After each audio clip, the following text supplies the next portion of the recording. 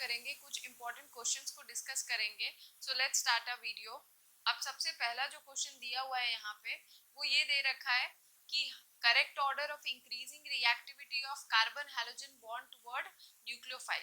मतलब यहाँ पे चार कंपाउंड्स दे रखे हैं ए बी सी और डी, और हमें बताना है कि अगर कोई न्यूक्लियोफाइल अप्रोच करता है तो इन चारों में से किसकी ऑर्डर ऑफ रिएक्टिविटी सबसे ज्यादा होगी फॉर इनकमिंग न्यूक्लियोफाइल। तो अगर हम देखें तो यहाँ पे ए और बी क्या दे रखा है, ये तो कैसे कंपाउंड्स है, ये एराइल कंपाउंड है। और अगर हम सी और डी को देखें तो वो क्या है, हमारे एल्काइल है।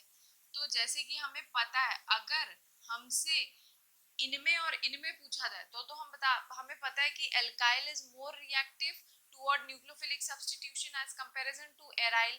तो हमें इतना तो श्योर है कि सबसे पहले फर्स्ट और सेकंड ऑर्डर में सी या डी में से ही कोई आएगा, उसके बाद ये दोनों आएंगे क्योंकि ये दोनों एराइल कंपाउंड्स हैं। तो अब अगर हम सी और डी को देखें तो सी में क्या है, सी में इससे तीन अल्काइल ग्रुप जुड़े हुए हैं, तो ये क्या है, it is a 3 degree carbocation. और अगर हम डी वाले को देखें तो उससे सिर्फ दो अल्काइल ग्रुप जुड़े हैं, तो ये क्या है, 2 डिग्री कार्बोकेटाइन। तो अब अगर एक जगह हमें दिख रहा है 3 डिग्री कार्बोकेटाइन है और एक जगह हमें दिख रहा है 2 डिग्री कार्बोकेटाइन है, और हमें पता है कि क्या कार्बोकेटाइन की कोई ऑर्डर आती है न्यूक्लियोफिलिक सब्स्टिट्यूशन के लिए, तो हाँ, ऑर्डर ऑफ रिएक्टिविटी जो कार्बोकेटाइन की होती है वो सबसे ज्यादा किसकी होती है, 3 डिग्री कार्बोकेटाइन सबसे ज्यादा रिएक्टिव होता है फॉर SN1। तो यहाँ पे क्या हो जाएगा, 3 डिग्री कार्बोकेटाइन क्योंकि सबसे ज्यादा रिएक्टिव है तो उस हिसाब से सबसे ज्यादा ऑर्डर ऑफ रिएक्टिविटी सी की होगी, फिर किसकी होगी, डी की होगी। मतलब कोई न्यूक्लियोफाइल आएगा तो सबसे पहले सबसे ज्यादा रिएक्टिव सी होगा, फिर डी होगा। और अब हम किसके बीच में कंपेयर करेंगे, ए और बी के बीच में। तो अब अगर ए और बी के बीच में देखें तो ये दोनों ही एराइल कंपाउंड्स है, लेकिन एराइल कंपाउंड्स में अगर कोई इलेक्ट्रॉन विड्रॉइंग ग्रुप लगा होता है, ऑर्डर ऑफ रिएक्टिविटी को क्या करता है, बढ़ा देता है। तो यहाँ पे क्योंकि बी वाले के पास दो दो इलेक्ट्रॉन विड्रॉइंग ग्रुप लगे हुए हैं, इसीलिए तीसरा कौन आएगा, डी के बाद कौन आएगा, बी, फिर सबसे लास्ट में कौन होगा, ए, क्योंकि यहाँ पे कोई भी हमारे पास इलेक्ट्रॉन विड्रॉइंग ग्रुप नहीं लगा है। तो ये है क्वेश्चन नंबर फर्स्ट का order of reactivity for incoming nucleophile. अब हम क्वेश्चन नंबर सेकंड को करेंगे। ये क्वेश्चन हमारा इंपॉर्टेंट है और अच्छा भी है। यहाँ पे क्या बोला है कि हमें चार कंपाउंड्स दे रखे हैं और बोला है कि इन चारों कंपाउंड्स में से कौन KOH के साथ हाइड्रोलाइज करके रेसिमाइजेशन करेगा, मतलब रेसिमिक मिक्सचर बनाएगा। तो हमें ये चीज बताना है। तो अब हमें सबसे पहले क्या करना है, चीजों को रिलेट करके पढ़ना है। सबसे पहले देखो रेसिमिक मिक्सचर क्या होता है, mixture having enantiomers in equal proportion, इसी को क्या कहते हैं, रेसिमिक मिक्सचर ना। मतलब अगर कहीं पे इनैंशियोमर के 50-50% प्रेजेंट है तो वैसे मिक्सचर को ही हम लोग क्या बोलते हैं, रेसिमिक मिक्सचर। ठीक है, तो अब देखो इनैंशियोमर का तुम्हें डेफिनेशन पता होना चाहिए।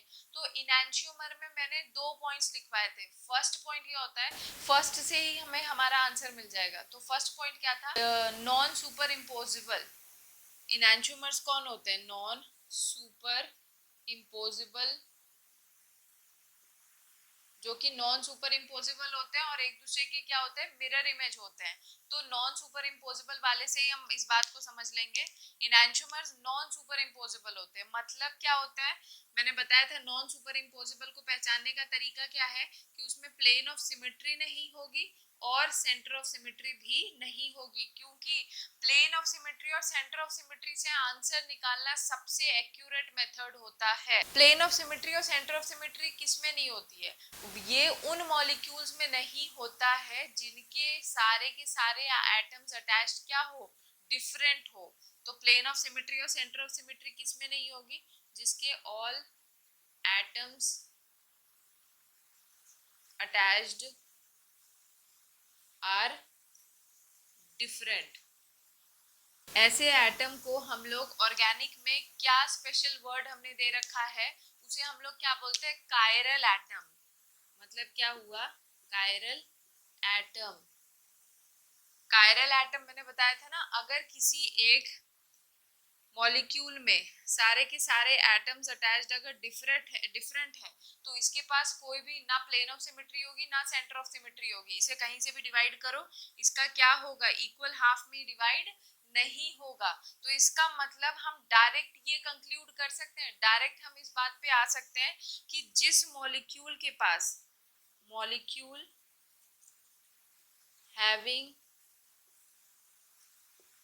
कायरल एटम, जिस मॉलिक्यूल के पास क्या होगा, कायरल एटम होगा, इट विल अंडरगो, वो क्या करेगा, it will undergo racemisation, it will undergo racemisation.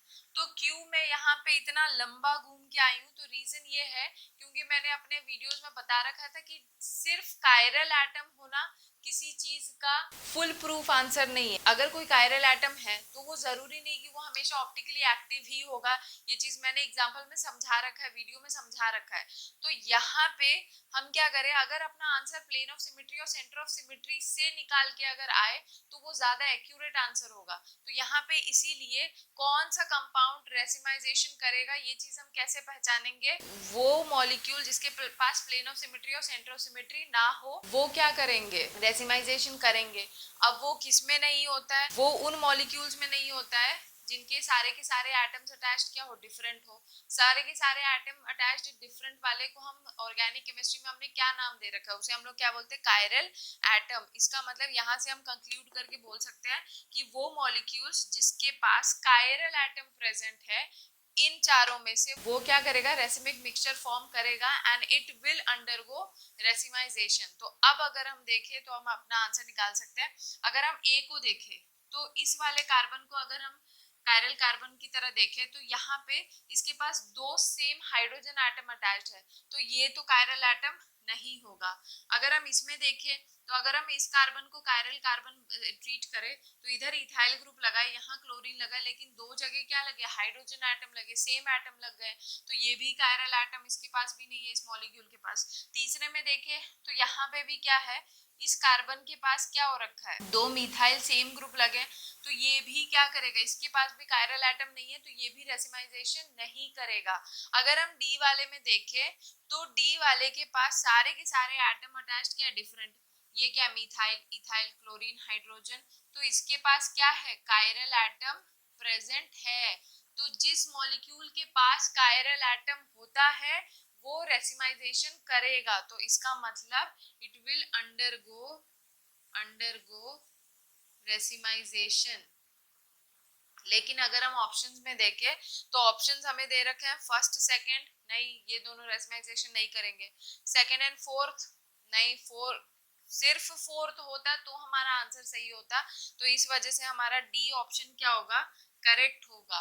और मैं आज की वीडियो में जितने भी क्वेश्चंस मैं डिस्कस कर रही हूँ ये सारे के सारे क्वेश्चंस क्या है, प्रीवियस ईयर्स में पूछे गए क्वेश्चंस हैं, तो इसीलिए ये क्या है, इंपॉर्टेंट है। तो अब हम नेक्स्ट क्वेश्चंस को डिस्कस करेंगे। तो अब जिन बच्चों को ये नहीं पता है कि रेसिमिक मिक्सचर कैसे बनेगा, तो उस चीज के लिए मैं उस एग्जाम्पल को एक बार समझा देती हूँ।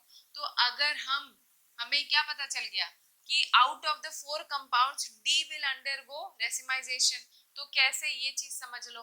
अब देखो क्या होता है, अगर हम डी का इनैंशियोमर बनाए तो इनैंशियोमर कैसे बनता है, कोई भी कंपाउंड है और उसका जो मिरर इमेज बनेगा वो दोनों के 50-50% का मिक्सचर ही क्या बनाता है, रेसिमिक मिक्सचर बनाता है। यहाँ पे क्या बनाता है, CH3 C2H5, यहाँ पे क्या होगा हमारा Cl, और यहाँ पे क्या होगा हमारा हाइड्रोजन। अगर इसका मिरर इमेज बनाए तो मिरर इमेज में क्या होगा, सिर्फ ये चीज चेंज हो जाएगी, तो यहाँ पे CH3 C2H5, यहाँ पे क्या आ गया क्लोरीन, यहाँ पे क्या आ गया हाइड्रोजन। तो ये दो जो फॉर्म बने हैं मतलब compound and its mirror image, इन दोनों के 50-50% मिक्सचर को ही हम लोग क्या बोलते हैं, रेसिमिक मिक्सचर। ठीक है, ये बात तो समझ आ चुका है।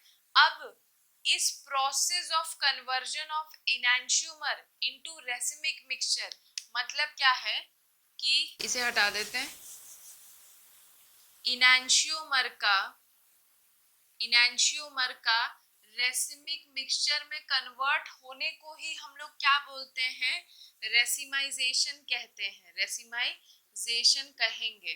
ठीक है, ये चीज तो एनसीईआरटी में भी लिखी है, लेकिन इसे डीपली और कैसे समझा जा सकता है। अब देखो समझने का क्या तरीका है, इनैंशियोमर को रेसिमिक मिक्सचर में कन्वर्ट होने के प्रोसेस को क्या बोलते हैं, रेसिमिक मिक्सचर। अब इनैंशियोमर कौन होते हैं, अगर सेपरेट इनैंशियोमर की बात करें ना तो वो हमेशा क्या होते हैं, ऑप्टिकली एक्टिव होते हैं। लेकिन अगर रेसिमिक मिक्सचर की बात करें तो वो कैसे होते हैं, ऑप्टिकली इनएक्टिव होते हैं। तो हम इस डेफिनेशन को इस तरीके से भी बोल सकते हैं, conversion of optically active compounds into optically inactive, इसी को हम लोग क्या बोलेंगे, रेसिमाइजेशन। तो मतलब रेसिमाइजेशन को एक और तरीके से डिफाइन कर सकते हो, ऑप्टिकली एक्टिव कंपाउंड जब ऑप्टिकली इनएक्टिव फॉर्म में कन्वर्ट हो जाए ना तो इसको भी हम लोग क्या बोलेंगे, रेसिमाइजेशन। अब इसे मैं समझा रही हूँ कैसे, देखो जब हम इस कंपाउंड को इंडिविजुअली देखें तो ये क्या करेगा, अभी हम इसकी बात नहीं कर रहे हैं, अगर हम इस कंपाउंड को यहां से समझाती हूँ, अगर हम इस कंपाउंड को इंडिविजुअली देखेंगे तो ये क्या करेगा, ये लाइट को डेफिनेटली रोटेट करेगा ही करेगा पोलैरिमीटर से, मतलब इसका थीटा कभी भी 0 डिग्री के बराबर नहीं होगा। लेकिन अब हम क्योंकि इसको और इसके मिरर इमेज दोनों को ध्यान में रख रहे हैं तो दोनों को अगर हम देखें तो हम यहाँ पे क्या देख रहे हैं, अगर इसका एक फॉर्म अगर डी होगा तो इसका दूसरा फॉर्म क्या होगा, एल होगा ही होगा ना। मतलब यहाँ पे कहने का ये है कि अब दोनों को एक साथ स्टडी जब हम करते हैं तो हमें क्या दिख रहा है, अगर एक लाइट को क्लॉकवाइज रोटेट कर रहा है तो दूसरा डेफिनेटली क्या करेगा, एंटी क्लॉकवाइज रोटेट करेगा। तो इस वजह से ये दोनों एक दूसरे के इफेक्ट को क्या कर रहे हैं, कैंसिल आउट कर रहे हैं। तो इसीलिए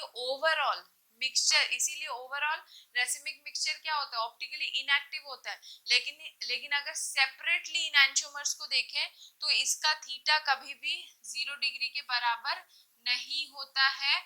इसी वजह से ये क्या होते हैं, सेपरेट इनैंशियोमर्स और ऑप्टिकली एक्टिव, लेकिन रेसिमिक मिक्सचर क्या होता है, ऑप्टिकली इनएक्टिव। और क्योंकि हम इनैंशियोमर को रेसिमिक मिक्सचर में कन्वर्ट कर रहे हैं, इसी प्रोसेस को क्या बोलते हैं, रेसिमाइजेशन, और या फिर क्या कह लो, conversion of optically active compounds into optically inactive compound, इसे भी क्या कह सकते हो, रेसिमाइजेशन। तो ये होता है प्रोसेस, ये क्या था मैंने समझा दिया। तो कैसे पहचानोगे कि कोई कंपाउंड रेसिमाइजेशन करेगा कि नहीं करेगा, उसमें तुम्हें क्या देखना होगा, प्लेन ऑफ सिमेट्री और सेंटर ऑफ सिमेट्री से अपना आंसर निकालोगे तो हमेशा करेक्ट आंसर आएगा। डायरेक्ट कायरल एटम से आंसर निकालना गलत भी हो सकता है, क्योंकि बहुत सारे ऐसे कंपाउंड्स हैं जो जिसके पास कायरल एटम होते हुए भी वो ऑप्टिकली इनएक्टिव होते हैं। तो इसी वजह से मैंने इतना लंबे तरीके से आंसर बताया था कि जो कंपाउंड में प्लेन ऑफ सिमेट्री और सेंटर ऑफ सिमेट्री नहीं होगा, ऐसे कंपाउंड्स कौन होते हैं जिनके सारे के सारे एटम्स क्या होते हैं, अलग अलग होते हैं। और ऐसा कोई एटम जिसमें सारे के सारे एटम्स डिफरेंट होते हैं, उसे ऑर्गेनिक में एक डिफरेंट अलग सा नाम दे रखा है, जिसे हम लोग क्या बोलते हैं, कायरल एटम। तो इसका मतलब जिस कंपाउंड में कायरल एटम होगा वो रेसिमाइजेशन करेगा। तो बस ये था पहचानने का तरीका क्वेश्चन नंबर 2 का। अब हम आगे के क्वेश्चंस को सॉल्व करेंगे। अब हम क्वेश्चन नंबर 3 को देखें तो 3 में हमसे क्या पूछा है, हमें यहाँ पे ये बताना है कि ए और बी क्वेश्चन दे रखा है, इसमें ए और बी में SN1 SN2 हुआ है कि कौन सा मैकेनिज्म को इसने फॉलो करके प्रोडक्ट बनाया है, तो ये चीज पहचाननी है। तो यहाँ पे अगर हम क्वेश्चन को देखें तो यहाँ पे न्यूक्लियोफाइल क्या बनेगा, C2H5O-, और यहाँ पे भी क्या है, न्यूक्लियोफाइल C2H5O-।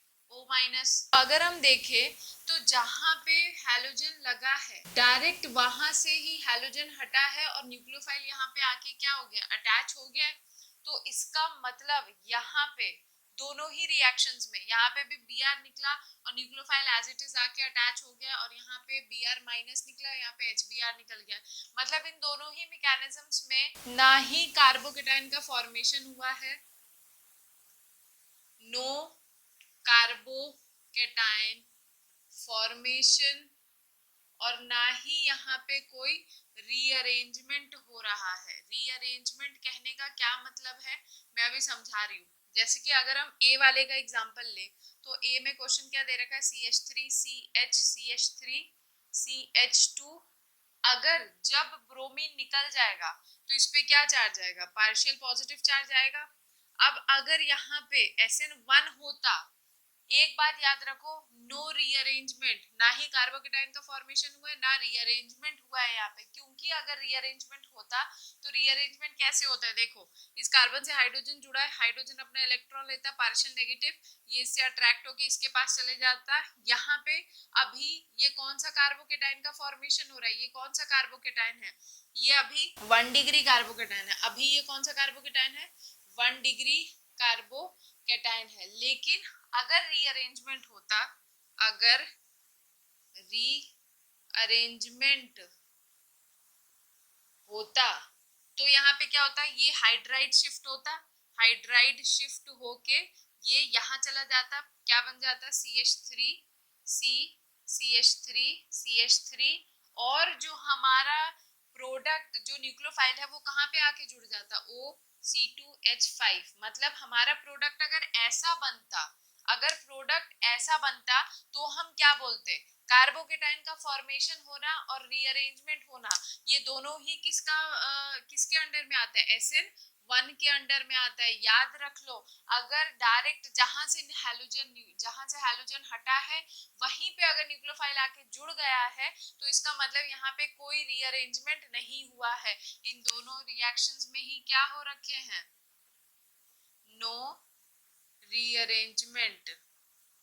और रीअरेंजमेंट किसमें नहीं होता है, SN2 में। SN2 में कोई भी रीअरेंजमेंट नहीं होता है। अगर ये रीअरेंजमेंट हो रहा है तो वो SN1 का मैकेनिज्म फॉलो करता है, क्योंकि यहाँ पे डायरेक्ट हैलोजन की जगह पे ही न्यूक्लियोफाइल आके जुड़ गया है, यहाँ पे कोई रीअरेंजमेंट नहीं हो रहा है, कोई कार्बोकेटाइन का फॉर्मेशन नहीं हो रहा है। इसीलिए आउट ऑफ द 4 ऑप्शन हम क्या बोलेंगे, थर्ड वाला ऑप्शन करेक्ट है। दोनों ए और बी अपने प्रोडक्ट का फॉर्मेशन किसके थ्रू कर रहे हैं, by SN2 mechanism।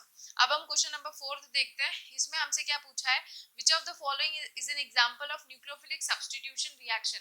मतलब इन चारों में से कौन सा न्यूक्लियोफिलिक सब्स्टिट्यूशन को फॉलो कर रहा है। तो अगर हम इस वाले को देखें तो यहाँ पे क्या है, एल्काइल हैलाइड क्या कर रहा है, सोडियम के साथ रिएक्ट कर रहा है इन प्रेजेंस ऑफ क्या है, ड्राई ईथर। तो यहाँ पे क्या बन रहा है, double the number of carbon atom मिलेगा हमें प्रोडक्ट में। तो ऐसा रिएक्शन जिसमें कि एल्काइल हैलाइड सोडियम के साथ रिएक्ट करता है in presence of dry ether to form product having double the number of carbon atom, तो इस रिएक्शन को हम लोग क्या बोलते हैं, वुड्स रिएक्शन। तो ये कौन सा रिएक्शन है, वुड्स रिएक्शन है। सेकेंड वाले को देखें तो एल्काइल हैलाइड के साथ H2O हम ऐड कर रहे हैं, तो ये किसका एग्जांपल है, ये रिडक्शन हो रहा है। और ये किसके प्रेजेंस में हो रहा होगा, may be in the presence of निकल, प्लैटिनम और पैलेडियम। और यहाँ पे अगर थर्ड में देखें तो क्या हो रहा है, alkyl halide react with magnesium, तो हमें क्या मिल रहा है, RMgX। तो ये जो रिएक्शन होता है ना और ये जो प्रोडक्ट बन रहा है, इसी प्रोडक्ट को हम लोग क्या बोलते हैं, ग्रिग्नार्ड रिएजेंट, या फिर इसे क्या बोला जाता है, ऑर्गेनोमेटेलिक कंपाउंड, ऑर्गेनोमेटेलिक कंपाउंड। तो याद रखो, एल्काइल हैलाइड कभी भी मैग्नीशियम के साथ ट्रीट होता है in presence of dry ether, और अगर हमें प्रोडक्ट मिल रहा है एल्काइल मैग्नीशियम हैलाइड तो इसे हम लोग क्या बोलते हैं, ग्रिग्नार्ड रिएजेंट। और ये ग्रिग्नार्ड रिएजेंट का प्रिपरेशन मेथड है, तो ये भी नहीं है न्यूक्लियोफिलिक सब्स्टिट्यूशन। और अगर हम फोर्थ देखें तो यहाँ पे RX एल्काइल हैलाइड को KOH के साथ ट्रीट किया जा रहा है। KOH में क्या है, OH minus is a nucleophile, यहाँ पे न्यूक्लियोफाइल कौन है, OH माइनस। तो यहाँ पे OH माइनस X को हटा के वहां पे लग रहा है, तो ये this is an example of nucleophilic substitution reaction. ये चीज क्वेश्चन नंबर 4 समझा चुकी हूँ। अब जो C पार्ट है ग्रिग्नार्ड रिएजेंट के लिए मैं यहाँ पे हल्का सा इंट्रोडक्शन दे देती हूँ। देखो कभी भी एल्काइल हैलाइड को मैग्नीशियम के साथ ट्रीट करते हैं ना in the presence of dry ether, तो ये हमेशा ही क्या बनाता है, RMgX, that is alkyl magnesium halide. और ये जो बन रहा है ना, इसी को हम लोग क्या बोलते हैं, Grignard reagent. Grignard reagent organic chemistry में बहुत इंपॉर्टेंट रोल प्ले करता है, मतलब मैक्सिमम की प्रिपरेशन मेथड में ग्रिग्नार्ड रिएजेंट यूज हो जाता है। अब देखो यहाँ पे होता क्या है, एक लाइन बहुत इंपॉर्टेंट है जो एनसीईआरटी में दी गई है कि ग्रिग्नार्ड रिएजेंट को हमेशा कैसे कंडीशन में रखना चाहिए, एनहाइड्रस कंडीशन में, क्योंकि वो क्या करता है, हाईली रिएक्टिव होता है H+ के लिए। अगर उसके आसपास वाटर, अल्कोहल कुछ भी अगर रख देते हो ना, तो वो क्या करेगा, हमेशा H+ के साथ रिएक्ट करके अपने आप को किस में चेंज कर लेता है, हाइड्रोकार्बन में। तो इसे क्यों रखा जाता है एनहाइड्रस मीडियम में, एनहाइड्रस मीडियम में इसीलिए रखा जाता है to prevent its further conversion, क्योंकि अगर ये H+ कोई भी H+ डोनर के कांटेक्ट में रहेगा तो अपने आप को पक्का कन्वर्ट कर लेगा हाइड्रोकार्बन में। अब कैसे, वो एक क्वेश्चन के थ्रू मैं समझा देती हूँ। CH3 CH2 Cl, इसे हमने किसके साथ ट्रीट किया, इन प्रेजेंस ऑफ मैग्नीशियम और ड्राई ईथर, और ये पहला दे रखा है फर्स्ट, और सेकंड बोला है इसका हमने क्या कर दिया, हाइड्रोलिसिस कर दिया। तो हमें बताना है यहाँ पे X और फर्दर Y प्रोडक्ट क्या मिलेगा। तो देखो क्या हो रहा है यहाँ पे, ये चीज क्या बताया था, RMgX, मतलब यहाँ पे प्रोडक्ट X पार्ट में क्या बन जाएगा, CH3 CH2 क्या हो जाएगा, MgCl। ये क्या हो गया, हमारा ग्रिग्नार्ड रिएजेंट बन गया। अब हम क्या बोला है, पहले टाइम में तो Mg और ईथर के साथ रिएक्ट किया, सेकंड क्या बोल रखा है कि तुम्हें इसको क्या करना है, हाइड्रोलिसिस करना है। अब वैसे तो क्या बताया था कि कोई भी ग्रिग्नार्ड रिएजेंट को H+ डोनर से दूर रखो, क्योंकि अगर हाइड्रोलिसिस करवाएंगे तो ये अपने आप को क्या करेगा, H+ के साथ रिएक्ट करके हाइड्रोकार्बन में बदल लेगा।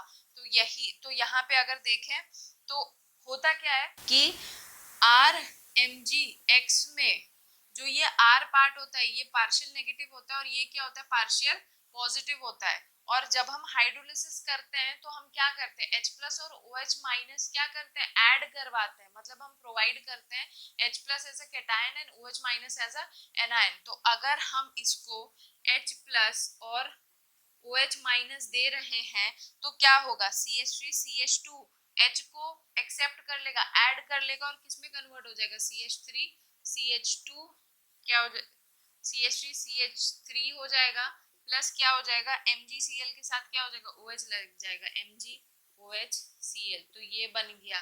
तो इसी, क्योंकि यहाँ पे क्या हो गया है, एल्काइल हैलाइड से क्या मिल गया है हमें, हाइड्रोकार्बन मिल गया है। तो ये एक प्रिपरेशन मेथड भी समझ सकते हो, अगर एल्काइल हैलाइड से हाइड्रोकार्बन बनाना है तो उसे ग्रिग्नार्ड रिएजेंट के साथ ट्रीट कर दो। लेकिन अगर सिर्फ ग्रिग्नार्ड तक ही रहना है तो एनहाइड्रस मीडियम रखना पड़ेगा हमें, क्योंकि कोई भी अगर प्रोटॉन डोनर आया तो ग्रिग्नार्ड रिएजेंट H+ को एक्सेप्ट करके अपने आप को हाइड्रोकार्बन में कन्वर्ट कर ही लेगा। तो अब हम आगे के क्वेश्चंस को सॉल्व करेंगे। अब हम क्वेश्चन नंबर 5 देखें, तो क्वेश्चन नंबर 5 में क्या बोला है कि एक कंपाउंड है जिसका मॉलिक्यूलर फॉर्मूला क्या है, C7H16,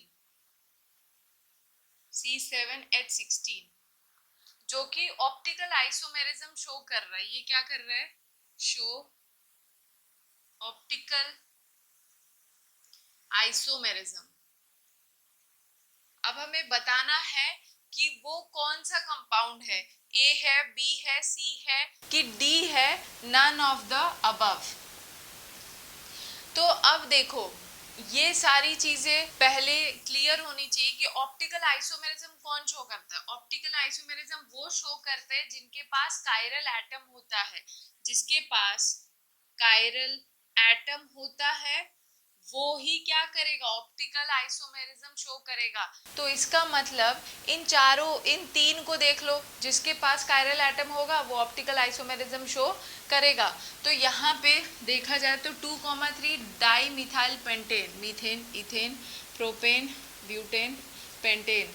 सेकेंड और थर्ड पोजीशन पे क्या लगा है, मिथाइल ग्रुप लगा हुआ है।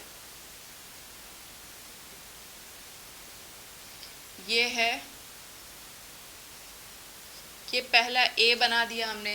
बी में क्या है, बी हमारा क्या दे रखा है, 2,2 di methyl butane, methane, ethane, propane, butane.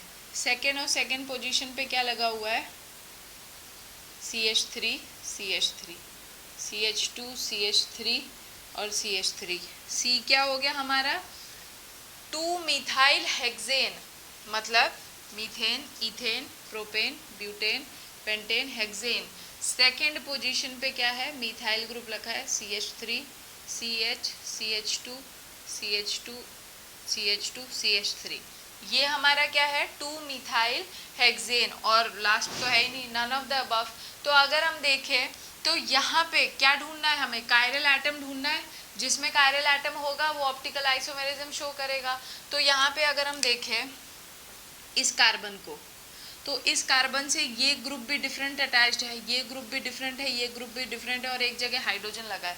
तो इसका मतलब ये ही हमारा पहला ही ऑप्शन क्या हो जाएगा, इसी में क्या है, कायरल एटम प्रेजेंट है, तो ए वाला क्या शो करेगा, ऑप्टिकल आइसोमेरिज्म।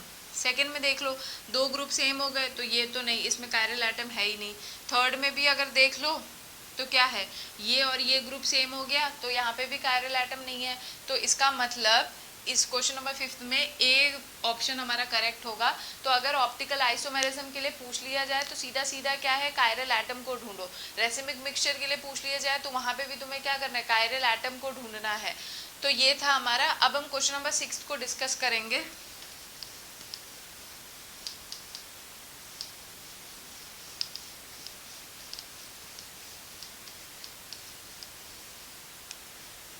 क्वेश्चन नंबर 6 क्या कहता है कि R2-iodobutane treated with sodium iodide in acetone and allowed to stand for long time, product क्या बनेगा। अब क्या कहना जा रहा है यहाँ पे मैं ये बता दे रही हूँ, butane CH3 CH2 CH3, iodine, hydrogen, ये है methane, ethane, propane, butane. Second position पे हमारा क्या लगा, आइडो लगा है, 1 2 3 4। तो इसे हम ये क्या दे रखा है, R2 आइडो ब्यूटेन। हमें बोला है कि इसको किसके साथ रिएक्ट किया जा रहा है, सोडियम आयोडाइड के साथ, NaI के साथ ट्रीट किया है, और बोला है कि यहाँ पे प्रोडक्ट क्या बनेगा। अगर हम इसे सोडियम आयोडाइड के साथ ट्रीट करवाते, अगर कुछ टाइम हम इस सोल्यूशन को छोड़ दे और अगर देखें तो क्या प्रोडक्ट बनेगा वो हमें बताना है। अब यहाँ पे क्या है, 2-iodobutane कैसे बना है ये तो मैंने बता दिया। अब यहाँ पे R वर्ड क्यों यूज किया गया है वो चीज बतानी है। हमने दो कॉन्फ़िगरेशंस पढ़ी थी, R और S फॉर्म। तो अब हमें देखना है कि यहाँ पे क्या ये R फॉर्म है। तो हम देखें तो यहाँ पे नंबरिंग क्या करेंगे, according to the atomic number, जिसका एटॉमिक नंबर सबसे ज्यादा उसको फर्स्ट, फिर क्या होगा सेकंड, फिर क्या होगा थर्ड। तो अगर हम ऐसे चले तो हम ऐसे चल रहे हैं, मतलब ये एंटी क्लॉकवाइज चल रहे हैं। एंटी क्लॉकवाइज किसके लिए होता था, एस फॉर्म के लिए। एंटी क्लॉकवाइज किसके लिए होता था, एंटी क्लॉकवाइज मतलब एस होगा, क्योंकि लोएस्ट प्रायोरिटी ग्रुप कहाँ प्रेजेंट है, हॉरिजॉन्टल लाइन पे प्रेजेंट है, इसीलिए कॉन्फ़िगरेशन हम उल्टा कर देते हैं। एस की जगह क्या हो जाएगा, ये आर फॉर्म हो जाएगा। तो इस वजह से हम इसे क्या बोल रहे हैं, R2-iodobutane, ठीक है। अब बोला क्या गया है, उसे हम सोडियम आयोडाइड के साथ ट्रीट कर रहे हैं। तो सोडियम आयोडाइड में जो Na+ होगा और I- होगा, इसका मतलब यहाँ पे I- हमारा क्या है, न्यूक्लियोफाइल। तो अगर हम देखें तो जो बाहर निकल रहा है लीविंग ग्रुप भी क्या है हमारा, न्यूक्लियो आयोडीन ही है। आयोडीन ही हमारा क्या है, लीविंग ग्रुप भी है। तो इस बात को याद रखो, जब भी लीविंग ग्रुप एंड न्यूक्लियोफाइल दोनों ही क्या होंगे, सेम एटम होंगे, तब यहाँ पे हमेशा कौन सा फॉलो होगा, कौन सा सब्स्टिट्यूशन होगा, SN2 सब्स्टिट्यूशन होगा। याद रखना, प्रोडक्ट SN2 के थ्रू ही बनाना है। और दूसरा अगर SN2 हो रहा है तो क्या होगा, इन्वर्जन ऑफ कॉन्फ़िगरेशन, जो कि हम लोगों ने पढ़ रखा है। ये छोटी छोटी बात अगर याद रहती है तो ये सारे क्वेश्चंस अगर चैप्टर वाइज करोगे तो सारे क्वेश्चंस बहुत इजीली सॉल्व होंगे। तो यहाँ पे क्या बनाना है, प्रोडक्ट अब हमें देखना है। तो यहाँ पे क्या फॉलो हो रहा है, SN2 फॉलो हो रहा है, ठीक है। अब SN2 फॉलो होने का मतलब क्या होगा, यहाँ पे इन्वर्जन ऑफ कॉन्फ़िगरेशन होगा। अब यहाँ पे I माइनस जब निकलेगा, जब I माइनस निकलेगा तो उसके जगह पे भी क्या आएगा, I माइनस ही आएगा। लेकिन क्योंकि यहाँ पे SN2 फॉलो हो रहा है तो प्रोडक्ट में इन्वर्जन हो जाएगा, मतलब हमारा प्रोडक्ट ऐसा बनेगा CH3 CH2 CH3, इन्वर्ट हो गया ना, मतलब अब हाइड्रोजन इधर चला जाएगा और आयोडीन यहाँ जुड़ जाएगा।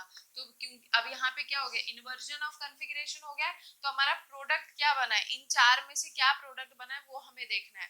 तो अगर हम प्रोडक्ट को देखें तो ये आर फॉर्म है, तो ये कौन सा फॉर्म है, ऐसा जरूरी नहीं है कि ये आर है तो ये भी आर होगा या एस होगा, यहाँ पे ये कुछ भी हो सकता है, तो वो हमें चेक करना है। तो फर्स्ट नंबर इसको, सेकंड नंबर इसको, थर्ड नंबर इसको, 1 2 3 1 2 3, मतलब हम क्लॉकवाइज मूव कर रहे हैं। क्लॉकवाइज मतलब क्या होगा, आर फॉर्म, लेकिन यहाँ पे क्योंकि लोएस्ट प्रायोरिटी ग्रुप कहाँ प्रेजेंट है, हॉरिजॉन्टल लाइन पे, इसलिए आर ना हो कि ये क्या हो जाएगा एस।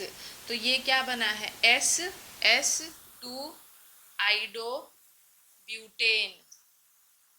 तो देखो अब हमें इसका मतलब क्या है, पहले रिएक्टेंट हमने लिया था R2 आइडोब्यूटेन, हमने जब सब्स्टिट्यूशन कराया तो हमें प्रोडक्ट क्या मिला S2 आइडोब्यूटेन। इसका मतलब हमें क्या मिल रहा है, दोनों ही फॉर्म मिल रहे हैं ना, R फॉर्म भी मिल रहा है S फॉर्म भी मिल रहा है। मतलब ये है कहने का किसी एक मॉलिक्यूल का हमें D फॉर्म भी मिल रहा है L फॉर्म भी मिल रहा है। इसका मतलब क्या है यहाँ पे, this reaction leads to racemic mixture, मतलब हमें दोनों ही फॉर्म मिल रहे हैं, एक पर्टिकुलर कंपाउंड का प्लस फॉर्म भी मिल रहा है और माइनस फॉर्म भी मिल रहा है।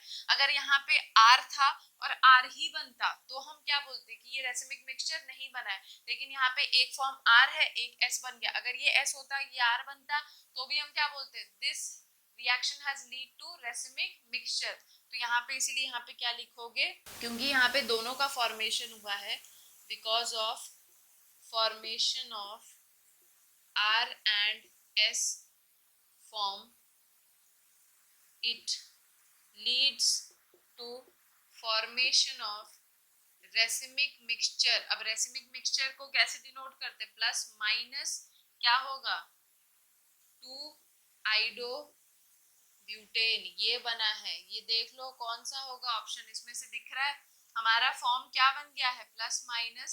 हमने अच्छा कुछ बच्चे क्या कर देंगे एस फॉर्म वाले को करेक्ट कर देंगे, ऐसा नहीं है, क्योंकि यहाँ पे आर और एस दोनों ही फॉर्म मिला है, इसीलिए हम इसको करेक्ट करेंगे। हमें रेसिमिक मिक्सचर मिल रहा है एक पर्टिकुलर कंपाउंड का। तो ये था, ये बहुत इंपॉर्टेंट और अच्छा क्वेश्चन है, समझने वाला क्वेश्चन है। अब हम क्या करेंगे, क्वेश्चन नंबर 7 को सॉल्व करेंगे, तो इसको हटा देते हैं।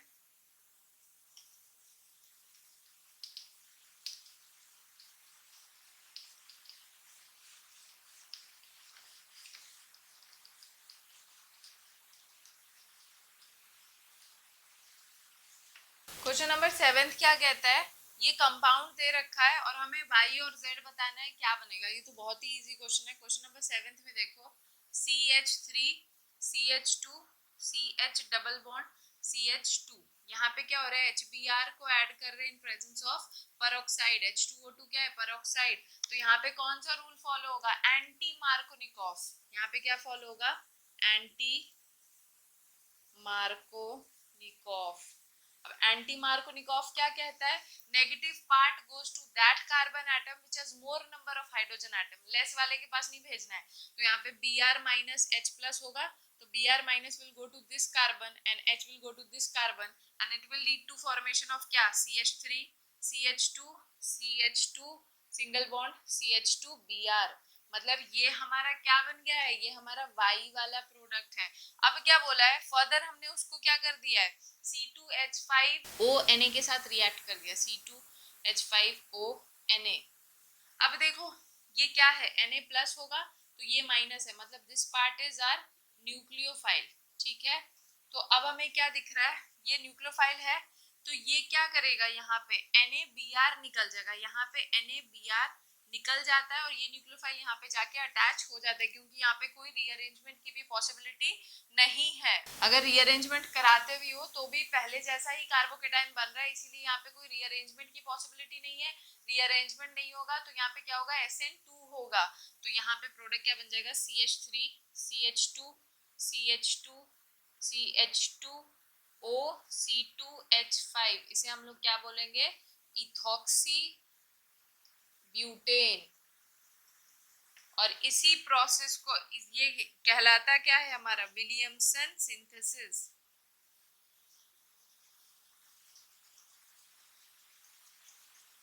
जिसे कि हम कहाँ पढ़ने वाले हैं, अल्कोहल, फिनोल और ईथर में, जिसको अभी टाइम लगेगा। तो अब हम इसका लास्ट क्वेश्चन डिस्कस करेंगे। अगर हम देखें तो यहाँ पे क्वेश्चन क्या बोल रहा है कि हमें पहचानना है कि इन रिएक्शंस में SN1 हो रहा है कि SN2 हो रहा है। मैंने पहले की वीडियोस में सब्स्टिट्यूशन वर्सेस एलिमिनेशन करा दिया था, तो अगर वो वीडियो देखा हो वाला क्वेश्चन बहुत हद तक सॉल्व हो जाएगा। तो हमें क्या होता है यहाँ पे पहचानना है कि SN1 हो रहा है रिएक्शन में कि SN2 हो रहा है। तो देखो बहुत सारे फैक्टर्स है जो डिसाइड करने में हेल्प करते हैं कि सब SN1 हो रहा है कि SN2 हो रहा है। जैसे कि लीविंग ग्रुप किस कार्बन से अटैच्ड है, leaving group attached to carbon. दूसरा हमारा न्यूक्लियोफाइल का जो स्ट्रेंथ है वो भी डिसाइड करने में हेल्प करता है। तीसरा जो हमारा है सॉल्वेंट नेचर, सॉल्वेंट का नेचर मतलब वो पोलर प्रोटिक सॉल्वेंट है कि पोलर एप्रोटिक सॉल्वेंट है, वो भी हेल्प करता है। सॉल्वेंट नेचर, क्योंकि हमें पता है ना SN1 होता है ना वो पोलर प्रोटिक सॉल्वेंट में ज्यादा फेवरेबल होता है, उसका रिएक्टिविटी बढ़ जाता है। और जो ये SN2 होता है वो किसमें, उसकी रिएक्टिविटी किसमें बढ़ती है, पोलर एप्रोटिक सॉल्वेंट में। तो ये चीज भी मैं लिख देती हूँ, ये किसमें फेवरेबल होता है, पोलर प्रोटिक में, और ये किसमें होता है, पोलर एप्रोटिक। ठीक है, तो अब हमें देखना है कि किसमें क्या होगा। तो देखो सबसे पहले अगर हमारा लीविंग ग्रुप 1 डिग्री से अटैच्ड है, ये बात समझ लो, ये बहुत इंपॉर्टेंट है। अगर हमारा लीविंग ग्रुप 1 डिग्री वाले कार्बन से अटैच्ड है ना, तो सीधा सीधा समझ लो कि वहां पे क्या हो रहा होगा, SN2 होगा। और अगर हमारा यहाँ पे क्या हो जाएगा, SN2 होगा।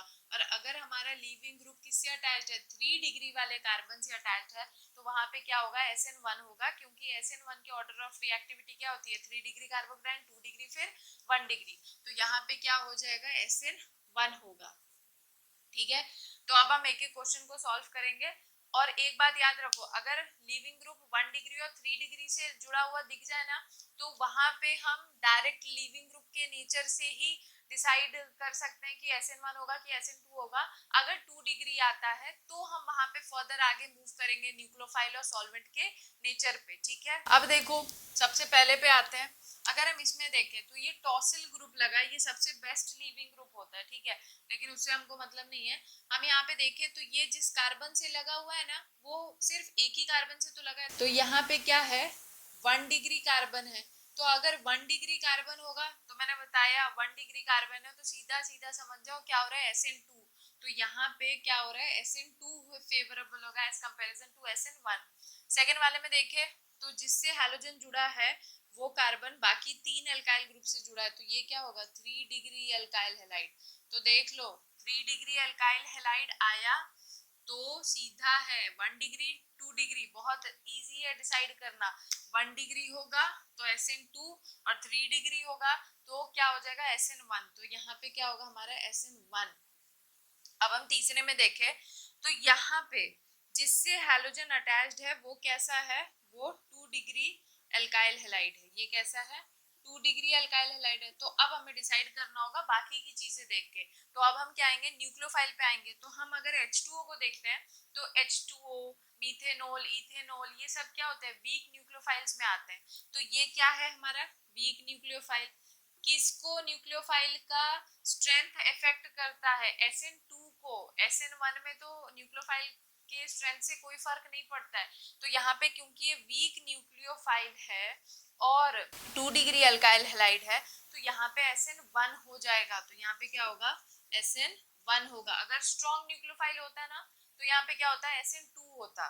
तो अब यहाँ पे देखो ये क्या है हमारा, वही अब यहाँ पे 2 डिग्री अल्काइल हैलाइड था, ये भी क्या है हमारा 2 डिग्री एल्काइल हैलाइड। लेकिन यहाँ पे क्या आ गया, SH माइनस आया, तो ये क्या होता है, it is a strong nucleophile, strong nucleophile है, ठीक है। और डीएमएफ भी प्रेजेंट है। सॉल्वेंट हमारा क्या है, डीएमएफ। डीएमएफ मतलब ये क्या है, पोलर एप्रोटिक सॉल्वेंट है।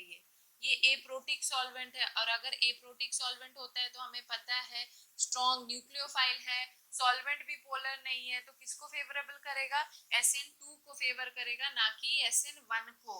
और यहाँ पे न्यूक्लियोफाइल भी वीक था, और ये भी कैसा था, पोलर प्रोटिक सॉल्वेंट प्रेजेंट था, इसलिए यहाँ पे SN1 हो रहा था। थ्योरी और क्वेश्चन सॉल्विंग दोनों ही जरूरी है। थ्योरी पता होने से कुछ क्वेश्चंस बहुत इजीली और बहुत जल्दी हो जाते हैं, और अगर कंसेप्ट बहुत क्लियर है तो न्यूमेरिकल्स भी बहुत कायदे से सॉल्व हो जाते हैं, जो भी क्वेश्चंस आते हैं केमिस्ट्री में भी। तो अब हम ई वाले पार्ट को देखें, तो यहाँ पे देखो क्या है। अब यहाँ तक न्यूक्लियोफाइल के नेचर और सॉल्वेंट तक जाने की जरूरत ही नहीं है। ये हमारा क्या है, मिथाइल सबस्ट्रेट है। अच्छा बताओ, मिथाइल सबस्ट्रेट है तो क्या SN1 बनाएगा, बिल्कुल नहीं। यहाँ पे मिथाइल सबस्ट्रेट है, अब मिथाइल कार्बोकेटाइन बनाएगा जो कि लीस्ट स्टेबल होता है। तो इस वजह से, क्योंकि कभी भी मिथाइल सबस्ट्रेट दिखे ना और SN1 SN2 का कंपैरिजन करना है तो SN2 होगा, क्योंकि SN2 को कम से कम बल्कीनेस चाहिए होता है। तो यहाँ पे क्या फेवर होगा, SN2। यहाँ पे क्या हो जाएगा, SN2 होगा। मिथाइल सबस्ट्रेट है, कुछ भी मत देखो, ना न्यूक्लियोफाइल ना सॉल्वेंट, सीधा सीधा क्या होगा, मिथाइल सबस्ट्रेट 1 डिग्री तो सीधा क्या होगा, SN2, 3 डिग्री तो SN1, ठीक है। अब यहाँ पे हम देखें, इसे हम क्या बोलते हैं, एलाइलिक सबस्ट्रेट। अब ये एलाइलिक सबस्ट्रेट है, ये भी एलाइलिक सबस्ट्रेट है, दोनों को सॉल्व करते एक साथ, ठीक। लेकिन ये जो अभी मैंने बताया था कि CH3OH मीथेनॉल, ये कैसा होता है, ये वीक न्यूक्लियोफाइल होता है। अब वीक न्यूक्लियोफाइल है और पोलर सॉल्वेंट है, पोलर सॉल्वेंट है, पोलर सॉल्वेंट वीक न्यूक्लियोफाइल होगा, तो क्या आंसर होगा, SN1। ये सारे आंसर्स तो अब दिल से ऑटोमेटिकली आ जाना चाहिए इतना समझने के बाद। अब यहाँ पे एलाइलिक सबस्ट्रेट है, लेकिन ये स्ट्रॉन्ग न्यूक्लियोफाइल होता है, तो स्ट्रॉन्ग न्यूक्लियोफाइल है, तो यहाँ पे क्या बन जाएगा हमारा, SN2 होगा यहाँ पे। अब लास्ट वाले को देखें, तो ये कौन सा है जिससे हैलोजन जुड़ा है, ये 2 डिग्री एल्काइल हैलाइड है। It is a 2 degree alkyl halide. 2 degree alkyl halide आया तो डिसाइडिंग फैक्टर आता है हमारा। अब यहाँ पे ये तो जो दे रखा है, ये क्या है, इथेनॉल, ये वीक न्यूक्लियोफाइल होता है ना, तो ये क्या है, weak nucleophile. Weak nucleophile ETOH polar solvent, weak nucleophile polar solvent, तो क्या होगा, दिल से क्या आवाज निकलनी चाहिए, SN1। तो ये यहाँ पे क्या होगा, SN1। तो कैसे पहचाना जाता है, कैसे क्वेश्चंस किया जाता है, वो सारे बहुत इजीली हो जाएंगे अगर कंसेप्ट क्लियर है। तो यहाँ पे ये चैप्टर होता है खत्म, लेकिन एनसीईआरटी के क्वेश्चंस भी मैं करवा दूंगी, लेकिन वो जो एनसीईआरटी के क्वेश्चंस है वो बीच बीच में कभी आ जाया करेंगे। अब जो हम अगले वीडियो से क्या स्टार्ट करेंगे, जीओसी। जीओसी मतलब जनरल ऑर्गेनिक केमिस्ट्री, जिसके अंडर में बहुत सारी बेसिक चीजें आती हैं, जैसे आइसोमेरिज्म आ गया, सारे इफेक्ट्स आते हैं, inductive effect, resonance effect, mesomeric effect, जो बहुत सारे बच्चों को आता ही नहीं है।